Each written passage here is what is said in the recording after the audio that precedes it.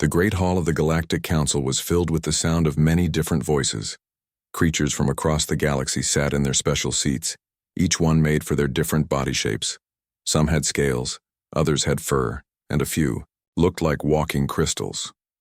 The air smelled strange, mixed with the sense of dozens of alien worlds. Ambassador Kethvar stood in the center of the room.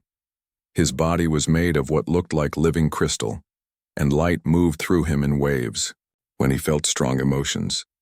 Right now, those lights were flashing red and orange, the colors of fear and worry for his people. The Krex Empire delegates sat in the front row. They looked like giant lizards that walked on two legs. Their leader, General Vexthor, had dark, green scales and yellow eyes that never seemed to blink.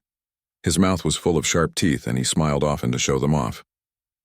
Behind him sat 20 other Krex officers, all wearing the same black armor with red markings. Kethvar raised his forearms to get everyone's attention. The room slowly became quiet. When he spoke, his voice came through a small machine that changed his crystal singing into words the others could understand. "Honored friends from across the stars," Kethvar began, "I stand before you today with a heavy heart. The Krex Empire has told us of their plans to attack a new species they have found. They call themselves humans, and they live on a world called Earth." General Vexthor made a sound like angry breathing. "Yes, we have found this weak species. They have only just learned to travel between stars. Their weapons are simple. Their ships are slow. It will be an easy victory for the great Krex Empire." Other delegates in the room nodded. This was how things usually worked in the galaxy. Strong species took over weak ones. The weak ones either joined the strong or were destroyed. It was the way things had always been, but Kethvar's crystal body flashed brighter. "No, General, you do not understand. My people have watched these humans for 3 years. We have studied them carefully. They are not like other species in our galaxy." "What makes them so special?" asked Ambassador Zilnara from the Flowing Ones. Her liquid body moved like water in her special tank. "Are they very smart? Do they have powerful weapons we don't know about?"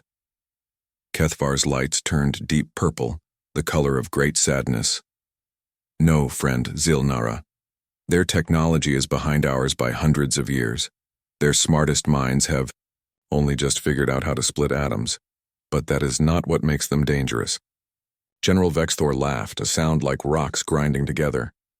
"Then what could possibly make these weak creatures a threat to the mighty Krex Empire? We have conquered 47 star systems. We have destroyed species far more advanced than these humans." The Crystal Ambassador moved to the center of the room. Above his head, a large screen appeared showing images from Earth. The delegates saw a blue and green world with white clouds. It looked peaceful and beautiful. "Watch," Kethvar said simply. The screen changed to show humans fighting other humans. The delegates saw great wars with millions of soldiers. They saw cities burning and weapons that could destroy entire areas in seconds. They saw humans fighting in frozen lands, hot deserts, deep jungles, and on the water. "These images are from their own history," Kethvar explained. "They show humans fighting other humans, but look closely at how they fight." The screen showed more scenes. Humans throwing themselves at enemy positions even when they knew they would die. Pilots crashing their flying machines into enemy ships. Soldiers fighting with broken weapons and bare hands. Cities where every man, woman, and child fought against invaders. "We have watched many species fight wars," Kethvar continued. "Most follow the same rules. They fight until the cost becomes too high. Then they surrender or make peace. They protect their civilians. They try to save their cities and their culture." General Vexthor was still smiling, but his eyes had become more narrow. "So? All species fight when threatened, not like humans fight," Kethvar said, his crystal body now flashing rapid red pulses. "When humans are threatened with complete destruction, they do not follow normal rules. They will destroy their own cities rather than let enemies take them. They will poison their own lands to deny them to invaders. They will sacrifice everything, their art, their buildings, their very lives, to destroy those who threaten them." The screen showed more images. Humans destroying their own bridges and buildings as enemies approached. Soldiers staying behind to fight impossible battles so their friends could escape. Entire populations choosing death over slavery. Ambassador. Korth of the Singing Trees made a low, worried sound. But surely they would see reason when faced with superior force. All intelligent species value survival over pride. Kethavar's body went almost completely dark, then flashed bright white, a color the other delegates had never seen from his species before. That is where you are wrong, friend Korth. Humans have a saying, "Give me liberty, or give me death." They mean it in ways we cannot understand. He paused, and when he spoke again, his voice was barely a whisper through the translator.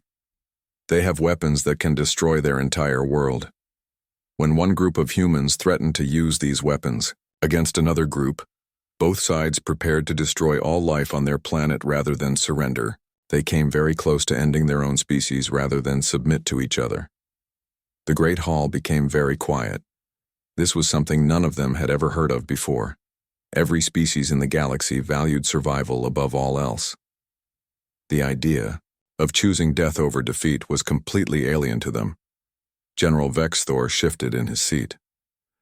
You exaggerate, Crystal Singer. No species would destroy itself rather than be conquered. It goes against all natural instincts. Does it? Kethavar asked. The screen showed one final image, a human city that had been completely destroyed. Nothing remained but broken stone and twisted metal. This city was destroyed by humans themselves when they could not defend it from other humans. They called it scorched earth. They would rather rule over ashes than kneel as slaves. The delegates began talking among themselves in worried voices. This was not how civilized species behaved. Wars were fought for territory, resources, or political power, but they were always fought with the understanding that life must continue. Afterward, Kethavar raised his arms again for quiet. Honored delegates, my people have kept the existence of humans secret for 3 years, not because we fear them attacking us, but because we fear what will happen if someone attacks them first. He looked directly at General Vexthor. General, if you attack these humans, you will not be fighting a normal war. You will be fighting a species that sees no difference between victory and survival, between conquest and extinction. They will not surrender. They will not submit. They will fight until either you are destroyed or they are. General Vexthor stood up, his armor making clicking sounds. The Krex Empire fears no one, Crystal Singer. We have heard your warnings and we reject them. These humans will fall before our might, just like all the others. As the general and his officers left the hall, Kethavar's body dimmed to almost nothing. In a voice so quiet that only the closest delegates could hear, he whispered, "Then may the stars have mercy on us all." 3 months after the meeting in the Galactic Council, the Krex Empire kept their promise. 200 warships moved through space toward Earth's solar system. Their hulls were dark metal covered in spikes and weapon ports. Each ship was 3 times larger than anything humans had ever built. Admiral Jake Morrison stood on the bridge of the space station New Frontier. He was a tall man with gray hair and tired eyes. He had spent 30 years in Earth's small space navy, mostly dealing with pirates and cargo disputes. Nothing had prepared him for this. "Sir, we're getting readings on the long-range sensors," said Lieutenant Carol White, a young woman with short brown hair. Her hands shook as she read the numbers. 200 contacts, all very large. They're coming fast. Jake looked at the screen showing dots moving toward their solar system. He had read the reports from the peaceful aliens who had warned Earth about this day. The crystal people called Zelani had told them that war was coming. Earth had 6 months to prepare. "Send the alert to all colonies and stations," Jake said in a calm voice. "Tell them Code Red is now active. All civilians are to prepare for evacuation or defense." Captain Lisa Brooks was working in the mining station on Europa, one of Jupiter's moons. She was a small woman with red hair tied back in a tight knot. She had been mining ice and minerals for 15 years. The work was hard, but she liked the quiet of space. The alarm started ringing through the station. Lisa dropped her tools and ran to the command center. Her crew of 50 miners and engineers were already there, looking scared and confused. "What's happening, Captain?" asked Dr. Alan Carter, the station's chief scientist. He was an older man with a white beard who had left Earth to study Jupiter's moons. "The aliens are here," Lisa said. She turned on the communications system that connected to all parts of the station. "This is Captain Brooks to all personnel. The Krex Empire has arrived in our system. We are now under attack." Through the station's windows they could see the alien ships. They looked like giant metal insects floating in space. Red lights blinked along their sides and strange symbols glowed on their hulls. A voice came through the radio, speaking in broken English. "Human Station, this is Commander Gextal of the Krex Empire. You will surrender immediately. Lower your shields and prepare to be boarded. Resistance will result in your destruction." Lisa looked at her crew. These were miners, not soldiers. They had families back on Earth and Mars. They had joined the mining station to make money and explore space, not to fight in a war. "Captain, we should surrender," said Engineer Bob Taylor, a man in his 40s with graying hair. "We can't fight warships with mining equipment." "No," Lisa said firmly. "You all heard the briefings. You know what these aliens do to species they conquer. They don't make us slaves. They wipe us out completely." Dr. Carter nodded slowly. The reports were clear. The Krex Empire doesn't take prisoners. They destroy entire species to make room for their own people. Lisa activated the station's internal communication system. "All personnel, this is Protocol 7. I repeat, Protocol 7 is now in effect." The miners looked confused, but Dr. Carter understood. Protocol 7 was something Earth Command had created after the warnings from the Zilani. It was simple. When facing complete extinction, everything becomes a weapon. The first Krex boarding ship attached to the station with a loud bang. Metal tentacles grabbed the hull and cut through the outer walls. Armored aliens poured through the holes, carrying weapons that shot blue energy beams. The Krex soldiers expected to find scared humans hiding in corners, begging for mercy. Instead, they found something they had never seen before. Miner Jim Rodriguez had taken apart a drilling laser and turned it into a weapon. When the first alien soldier came around a corner, Jim fired the laser and cut the creature in half. Engineer Sarah Mills had filled the hallways with poisonous gas from the air recycling system. The aliens' breathing masks weren't designed for human industrial chemicals. Dr. Carter was in the reactor room working frantically at the control panel. "If we're going to die," he said to his assistant, "we're taking them with us." The Krex soldiers had fought many battles, but they had never seen anything like this.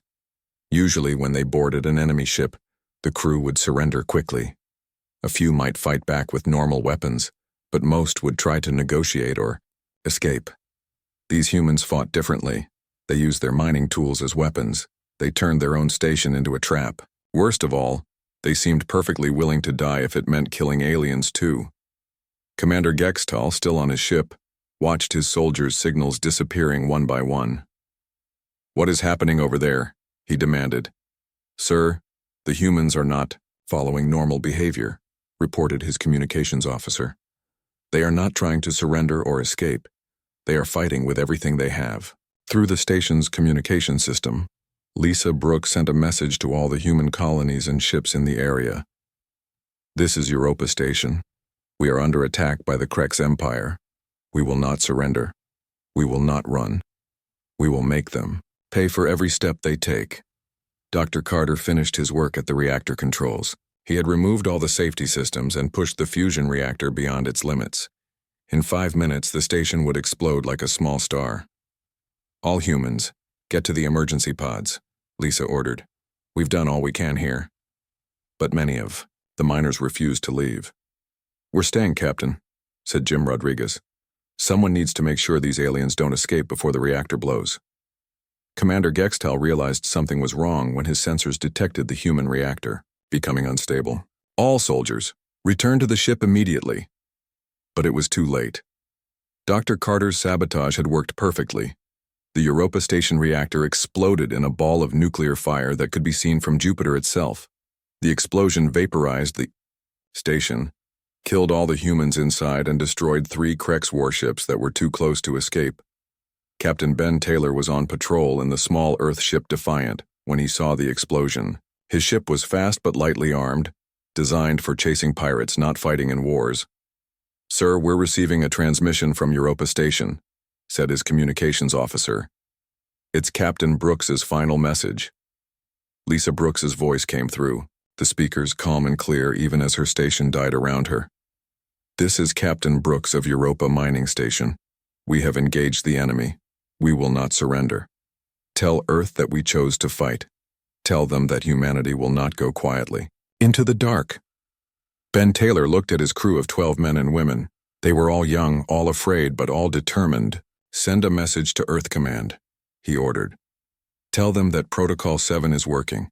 The aliens think they're fighting a normal war. They have no idea what they've started."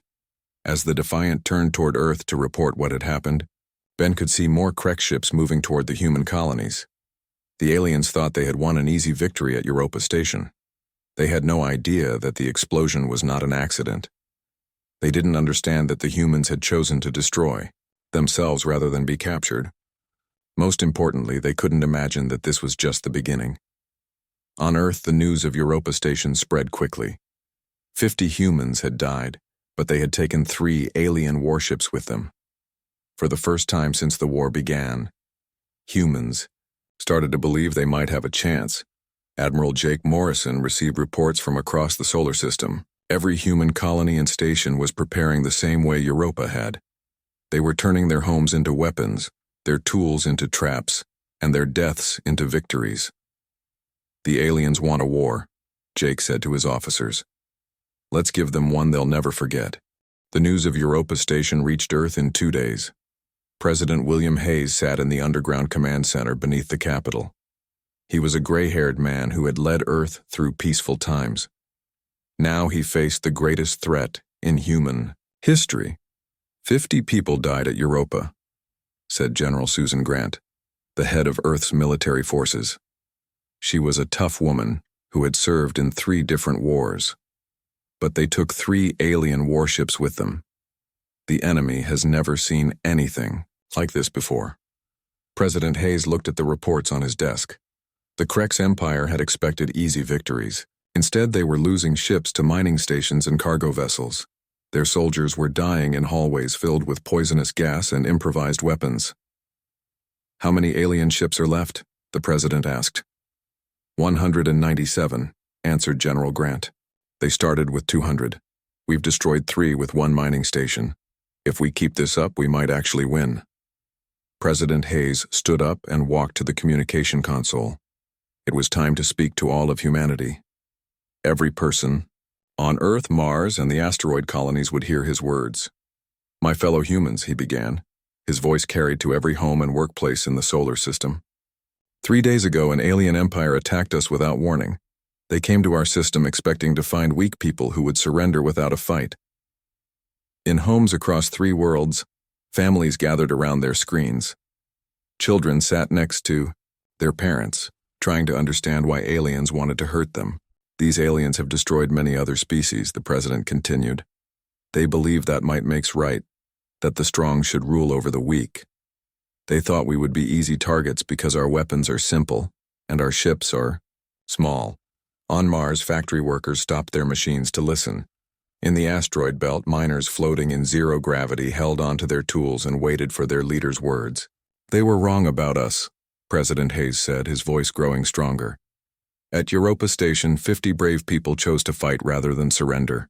They turned their home into a weapon and died to protect all of humanity. They showed these aliens what we really are." Captain Ryan Mitchell was listening from his cargo ship, the Free Trader. He was a merchant who had spent 10 years carrying supplies between the planets. His ship was old and slow, designed for carrying goods, not fighting wars. "From this day forward," the president announced, "every human is a soldier. Every ship is a warship.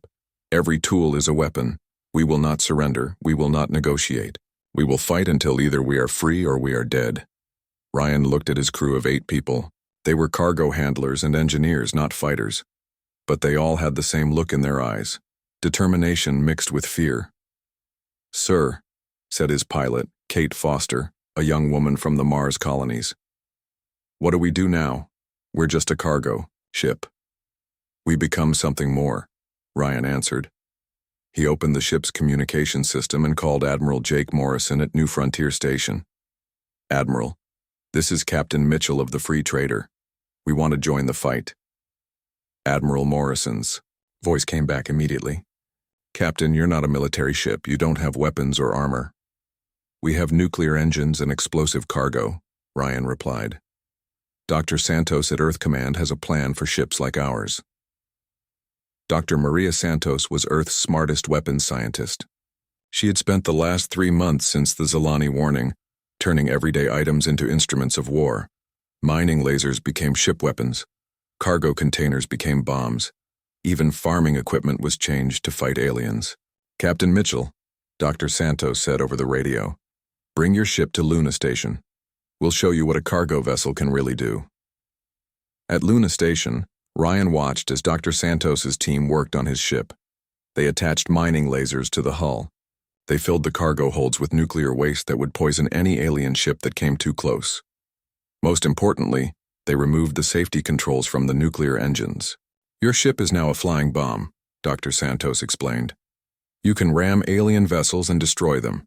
The nuclear explosion will take out anything within 50 kilometers. Ryan's engineer, Tom Baker, looked worried. Doc, that means we'll die, too. Yes, Dr. Santos said simply. That's the point. The aliens expect us to value our lives more than victory. When they see us willing to die to kill them, they'll start to understand what they're really fighting. While Ryan's ship was being modified, similar work was happening across the solar system. Passenger ships became missile launchers. Space tugs were turned into ramming vessels. Even small personal shuttles were loaded with explosives and turned into guided missiles. Colonel Nick Davis was on the surface of New Texas, one of Earth's newest colonies. The planet was still being terraformed, with giant machines slowly changing the atmosphere to support human life. 3,000 colonists lived there, mostly farmers and engineers. Sir, Kreck's landing ships are approaching, reported Lieutenant Amy Foster, his communications officer. Nick looked at the incoming alien ships through his binoculars. There were 50 of them, carrying thousands of soldiers. His colony had only 200 people with any military training. All colonists. This is Colonel Davis, he announced over the colony's speaker system. The aliens are coming to take our world. We could try to hide or run, but there's nowhere to go. So we're going to make them pay for every step they take. The terraforming machines were massive, designed to pump gases into the atmosphere and change the very air of the planet.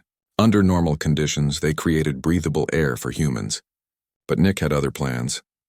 Shut down the oxygen processors, he ordered. Pump out the toxic gases, all of them. Engineer Frank Miller looked shocked. Sir, that will poison the atmosphere. We'll all die within hours. So will they, Nick replied. The difference is, we're choosing to die. They think they're coming here to conquer a new world. Instead, they're walking into a death trap. The Krek soldiers landed expecting to fight a few human soldiers and then claim a beautiful new planet. Instead, they found themselves breathing poison gas that burned their lungs and melted their equipment. As the toxic clouds spread across New Texas, Nick Davis sent his final message to Earth Command. This is Colonel Davis on New Texas. We have poisoned our own world to deny it to the enemy. Tell Earth that we died as free humans, not as alien slaves. Within 6 hours, New Texas was dead. The entire colony of 3,000 humans had suffocated in the poisonous atmosphere they had created. But so had every single Krek soldier who had landed on the planet. The news of New Texas spread through the Krek's fleet like a disease. There, soldiers had expected to conquer a garden world. Instead, they had watched an entire human colony commit suicide rather than be captured. Commander Vextor, leading the Krek's ground forces, called an emergency meeting with his officers. These humans are insane, he declared. What species destroys its own worlds rather than surrender them? But the worst was yet to come. Captain Amy Foster commanded a small fleet of converted cargo ships that had been hiding in the asteroid belt. Her ships looked like harmless merchants, but they carried nuclear bombs and crews willing to die. Target the Krek supply convoy, she ordered her pilots. Remember, we're not trying to capture their ships, we're trying to destroy them completely. The Krex supply ships were massive, carrying food, fuel, and weapons for the invasion fleet. They were protected by only light guards because no civilized species would attack supply lines. Amy's ships came out of the asteroids like wolves attacking sheep. They rammed the supply vessels at full speed, detonating their nuclear cargoes. On impact. In 30 minutes, the entire Krex supply chain was destroyed. But Amy's greatest victory came when she targeted the Krex hospital ships. In every other war the aliens had fought, medical vessels were protected by ancient galactic laws. No one attacked hospitals or medical supplies. "Sir," her pilot Steve Rogers asked, "are we really going to attack their hospital ships?" "That goes against every rule of war." "They came here to exterminate us," Amy replied. "There are no rules anymore. Destroy everything." The hospital ships exploded in balls of fire, taking with them thousands of wounded Krex soldiers and all their medical supplies. News of the attack reached the Krex High Command. General Vexthor, who had laughed at the Zelani warnings, was no longer smiling. "Admiral," his aide reported, "the humans have destroyed our supply lines, poisoned an entire planet rather than lose it, and attacked our medical ships. They are not fighting like any species we have ever encountered." General Vexthor looked at the reports of human behavior. Every single encounter had ended the same way. Humans would rather die than surrender. They would rather destroy their own worlds than see them conquered. "Send a message to High Command," he ordered. "Tell them we may have made a mistake. These humans are not like other species. They fight as if they have nothing to lose." But it was too late to stop what had already begun. Across human space, ordinary people were turning themselves into weapons. Farmers used fertilizer to make bombs. Scientists poisoned water supplies that aliens might use. Even children were taught to sabotage alien equipment. The Krex Empire had started a war expecting easy victory. Instead, they had awakened something they couldn't understand. A species that saw no difference between survival and victory, between conquest and extinction. The real war was just be. 6 months after the war began, humanity did something no species in galactic history had ever done. They stopped defending and started attacking. General Peter Stone stood in the war room on Earth, looking at a map of Krex space. The enemy controlled 47 star systems with billions of people. Their empire had taken 800 years to build. "How many ships do we have ready for Operation Wildfire?" he asked Admiral Susan Grant. 200 vessels, she answered. "Most are converted cargo ships and passenger liners. None of them are coming back."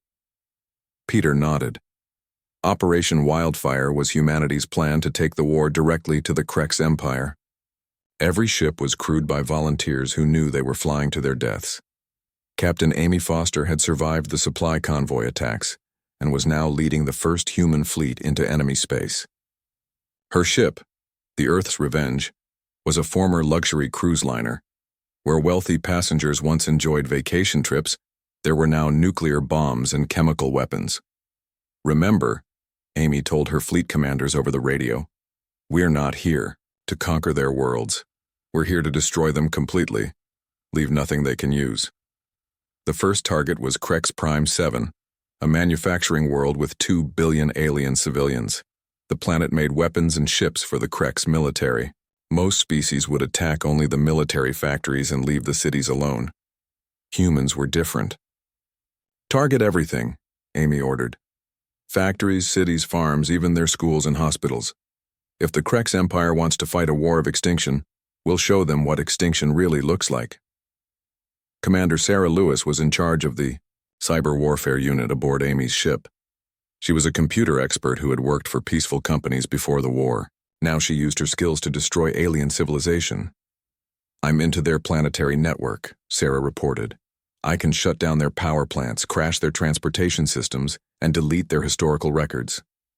"Do it all," Amy replied. "Erase 800 years of Krex culture from their computers. Make it like their civilization never existed." While Sarah destroyed the planet's digital infrastructure, Dr. Frank Miller released biological weapons into the atmosphere. He had created diseases that were specifically designed to kill Krex physiology. The germs spread through their air and water, killing millions within days. But the most terrifying part of the human attack was what they did to Krek's children. Every civilized species in the galaxy protected the young during war. Children were considered innocent and were always spared. Lieutenant Commander Joe Barnes led the ground forces that captured a Krek school. Inside were 300 young aliens, each about the size of a human child but covered in scales. "Sir?" asked Sergeant Tony Clark. "What do we do with them? They're just kids." Joe looked at the frightened young aliens. In any other war, they would be protected and cared for. But the Krek's empire had come to Earth planning to kill every human child on the planet. "No prisoners," Joe said quietly. "No exceptions. They wanted to exterminate our children. Now they learn what that feels like." The news of what happened at the Krek school spread through alien space faster than any weapon. For the first time in galactic history, a species had deliberately targeted children during war.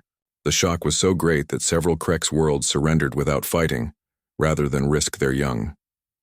Emperor Thexvar sat in his palace on the Krek's homeworld, reading reports from across his empire. Each message was worse than the last. The humans were not conquering Krek's worlds. They were erasing them from existence. "How many systems have we lost?" he asked his military advisor. 17 so far, Your Majesty," came the reply. "But lost is not the right word. The humans are not taking our worlds. They are destroying them so completely that nothing can live there anymore." The Emperor looked at images from Krek's Prime 7. The once beautiful manufacturing world was now a poisoned wasteland. The cities were rubble. The factories were melted slag. Worst of all, the planet's computers had been wiped clean, erasing thousands of years of Krek's history and culture. "They are making our worlds uninhabitable," the advisor continued. "Even if we win this war, we cannot use these planets anymore. They have poisoned the air, contaminated the water, and destroyed every building." Captain Lisa Brooks had died at Europa Station, but her sister Janet Brooks was now leading human forces on another front. She commanded a fleet of modified mining ships that were attacking Krek's civilian infrastructure. "Target their communication satellites," she ordered. "Cut off their ability to coordinate between worlds." But Janet did more than just destroy military targets. She ordered attacks on Krek's museums, libraries, and cultural centers. Anything that represented Krek's civilization was marked for destruction. "Why are we attacking their art galleries?" asked her weapons officer Mike Davis. "Because we want to erase them completely," Janet replied. "When this war is over, there should be nothing left of the Krek's empire except stories told by other species. No buildings, no art, no history, no culture. Nothing." The psychological effect on the Krek's population was devastating. They had started this war expecting to add another conquered species to their empire. Instead, they watched their own civilization disappearing piece by piece. Dr. Mark Wilson, a human psychologist who had joined the military, studied intercepted Krek's communications. What he found surprised even him. "General Stone," he reported, "the enemy is showing signs of complete psychological breakdown. Their soldiers are deserting. Their civilians are fleeing to other star systems. Some Krek's worlds are declaring independence from their own empire, just to avoid being associated with this war." The turning point came when humans attacked the Krek's sacred worlds, planets that held special religious and cultural meaning for the alien species. These worlds had never been attacked in any previous war because they held no strategic value.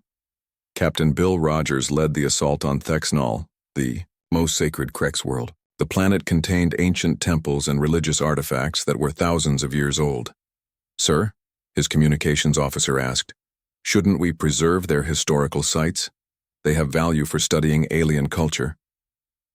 "Our orders are clear," Bill replied. "Total destruction. We're not here to study them. We're here to end them." The ancient Krek's temples, built over thousands of years, were destroyed in a single day. Religious artifacts that could never be replaced were melted down or blown apart. The sacred writings of the Krek's religion were burned or deleted from computer systems. When news of Thexnol reached other Krek's worlds, something unprecedented happened. Entire planetary populations began committing suicide rather than face the humans. They had never encountered an enemy that would destroy not just their bodies, but their very souls and culture. General Vexthor, who had laughed at the Zelani warnings, was now hiding in a bunker on a remote Krex outpost. His mighty empire was falling apart, not from military defeat, but from complete cultural annihilation. "Send a message to Emperor Thexvar," he ordered his aide. "Tell him that the humans are not fighting a war. They are conducting an extermination. They will not stop until every trace of our civilization is gone." The aide's hands shook as he typed the message. "Sir, what if the Emperor asks for your recommendations?" Vexthor looked out through the bunker's small window at the stars.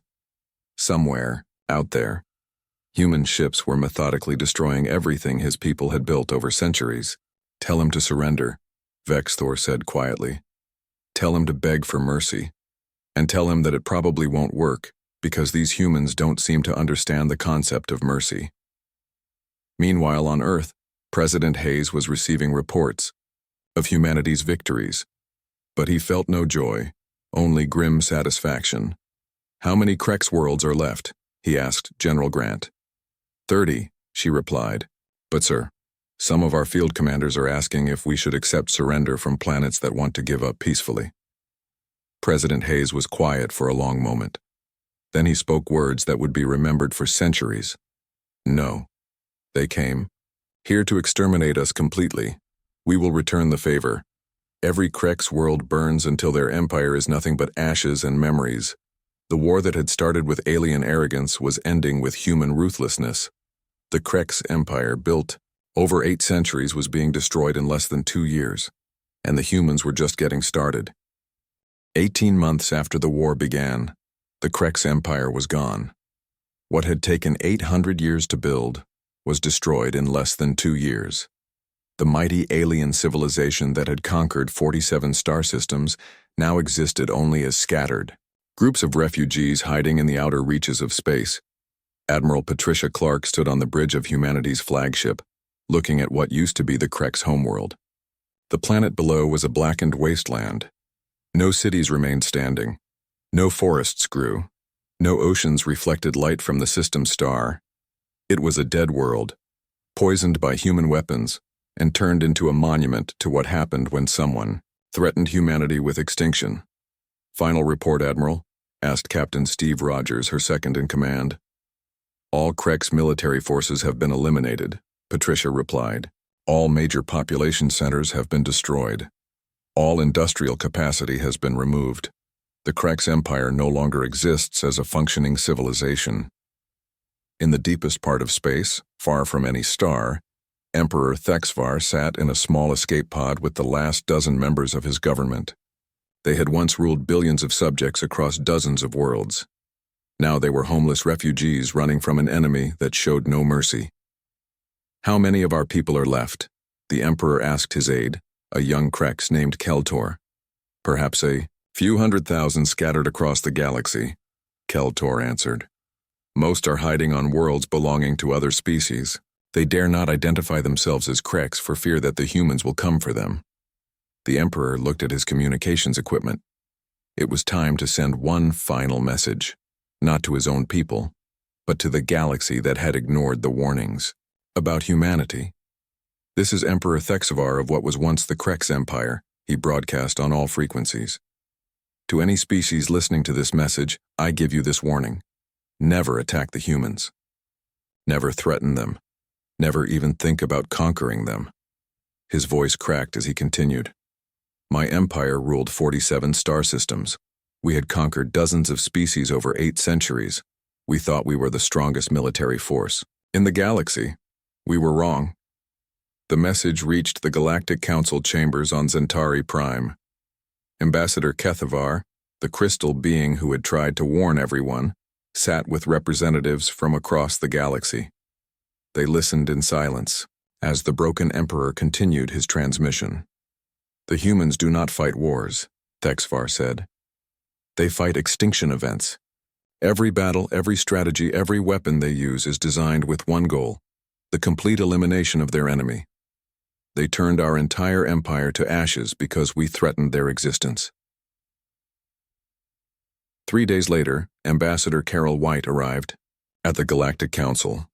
She was a middle-aged human woman with gray hair and kind eyes. She looked like someone's grandmother, not a representative of the galaxy's most dangerous species. "Honored delegates," she began, speaking in the same chamber where Kethvar had warned about humanity 18 months earlier. "I come before you to establish new relationships between humanity and the galactic community." The assembled aliens shifted nervously in their seats. They had all seen the reports of what humans had done to the Krex Empire.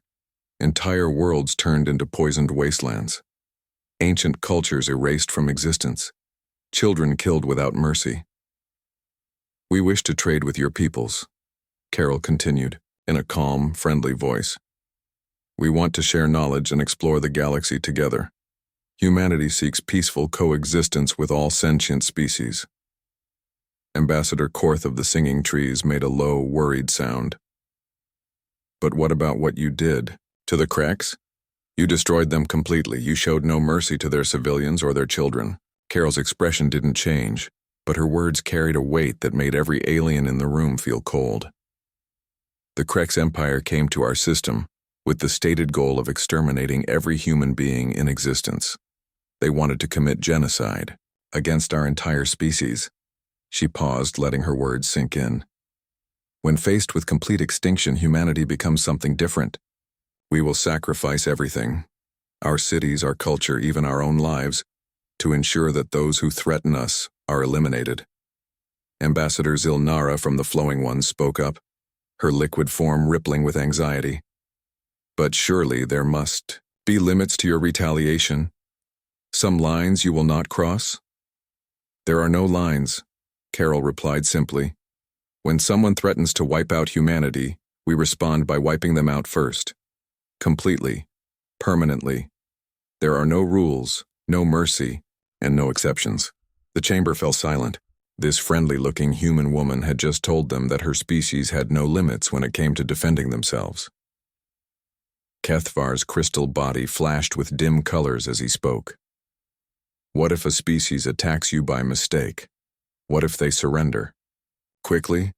Would you still destroy them completely?" Carol considered the question carefully. "That would depend on their intentions. If they simply want our resources or territory, we might be willing to negotiate. But if they come with the goal of exterminating us," she shrugged, "then they face the same fate as the Krex." She activated a holographic display showing the current state of former Krex space. 47 star systems were now empty wastelands. Some planets had been poisoned. Others had been cracked apart by nuclear weapons. A few had simply been pushed out of orbit and sent drifting into space. "This is what happens when someone threatens humanity with extinction," Carol explained. "We don't conquer. We don't enslave. We erase, completely and permanently." Commander Steve Rogers, now serving as humanity's military liaison to the galaxy, stepped forward. "We are establishing the Human Compact," he announced. "Any species that wishes peaceful relations with humanity is welcome to trade and cooperate with us. We offer friendship, knowledge, and protection to our allies." He paused, his friendly expression becoming serious. "But any species that attacks human worlds or threatens human civilians will face immediate and total retaliation. We will not negotiate. We will not show mercy. We will eliminate the threat completely." The Galactic Council delegates began talking, among themselves in hushed tones. Some species immediately offered to sign trade agreements with humanity. Others asked about establishing embassies and cultural exchanges. But a few delegates asked the question that was on everyone's mind. "What, if we simply leave you alone?" asked Ambassador Vexenal from the Deep Swimmers. "What if we have no contact with humanity at all?" Carol smiled, and for the first time since arriving, she looked genuinely warm and friendly. "That's perfectly fine with us. Humanity has no desire to conquer or control other species. We're happy to explore our own part of the galaxy and leave you to yours." The relief in the chamber was obvious. Most species had expected humans to demand tribute or territory after their devastating victory over the Krex. However, Steve Rogers added, Isolation will not protect you if you change your mind later. The galaxy is a small place. If you attack us in 50 years or 500 years, we will remember, and our response will be the same. Over the following months, the Human Compact was signed by 43 different species. The agreement was simple: peaceful coexistence, open trade, and mutual respect. In return, humanity offered protection from aggressive species and access to their unique military expertise. A few species chose to remain neutral, having no contact with humans at all. This was perfectly acceptable to Earth's government. But every species in the galaxy learned the same lesson from the fate of the Krex Empire. There were now two types of aliens in the galaxy: those who were friends with humanity and those who stayed very far away from them. The scattered survivors of the Krex species became a cautionary tale told throughout galactic civilization. They traveled from world to world, warning anyone who would listen. Do not anger the humans, do not threaten them, do not even think about fighting them. They will turn your empire to ashes and scatter those ashes to the winds. Years later, when young aliens asked their parents about the great Krex Empire that had once ruled so much of the galaxy, the parents would point to empty star systems and dead worlds. That's what's left of them, they would say. They made the mistake of threatening the humans with extinction. The humans showed them what extinction really meant. Humanity had become the galaxy's most feared species, not through conquest or aggression, but through one simple demonstration. When faced with annihilation, they would choose to annihilate their enemies first. The war was over. The Krex Empire was extinct. And the galaxy had learned a lesson it would never forget. Leave humanity alone or face the consequences. Peace through superior firepower. Diplomacy backed by absolute commitment to survival. The humans had spoken, and the galaxy had listened.